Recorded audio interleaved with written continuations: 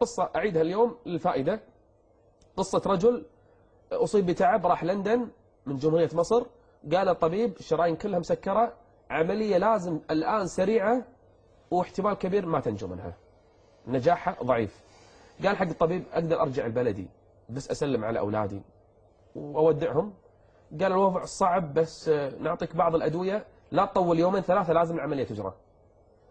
قال لا بأس، على مسؤوليته طلع، رجع بلده، يسلم على أولاده، يودعهم رحلة يمكن ما بعدها رجوع. العملية صعبة جدا. وهو رايح حق أحد أصحابه يسلم عليه في المكتب، وهو طالع منه يتحلل من الناس، شاف جزار محل يبيع اللحم، وعند الجزار قمامة يقط فيها العظام والشحم، شاف واحدة تلقط العظام هذه تحطها في كيس، عجوز.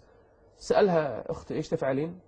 قالت أنا عندي بنات ما يأكلون اللحم، اللحم غالي، العظام هذه أطبخها في الماء على الأقل يشمون رائحة اللحم بس. سبحان الله. شوف الجوع اللي عند الناس.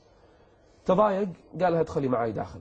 دخلت معاه الجزار، قال لها هذه أسرة أبي كل أسبوع تأتيك تأخذ نصيبها من اللحم، احسب سنة كاملة كم يكلف، حسب اللحم سنة كاملة كم يكلف.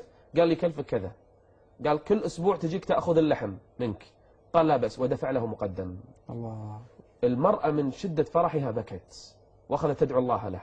رجع البيت، بنته الصغيرة تقول له يا أبي يعني وجهك متغير، مو مثل ما طلع من عندنا، وجهك تغير، شكلك تغير من فرحه من استبشاره. ودع أولاده، يمكن رحلة موت، سافر لندن، فحوصات قبل يوم العملية، دخل مباشرة دخل المستشفى. جاء اليوم الثاني الطبيب بيد النتائج، معصب، قال أنت أي مستشفى رحت؟ قال ما رحت أي مستشفى.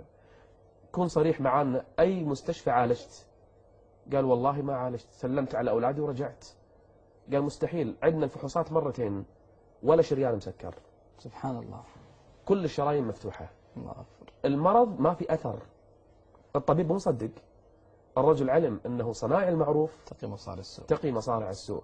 سو أي شيء في النهاية راح يرجع لك الخير في عيالك، في زوجتك، في صحتك. أنت ما تدري، وما تفعلوا من خير تجدوه، ما تنفقوا من خير فهو يخلفه جل وعلا. لكن المشكلة احنا نبي الأثر العاجل، نبي الحين نشوف بعيوننا ولا ما نتصدق. الله يتقبلها بيمينه، بعد في أحسن من هذا؟ الله المستعان.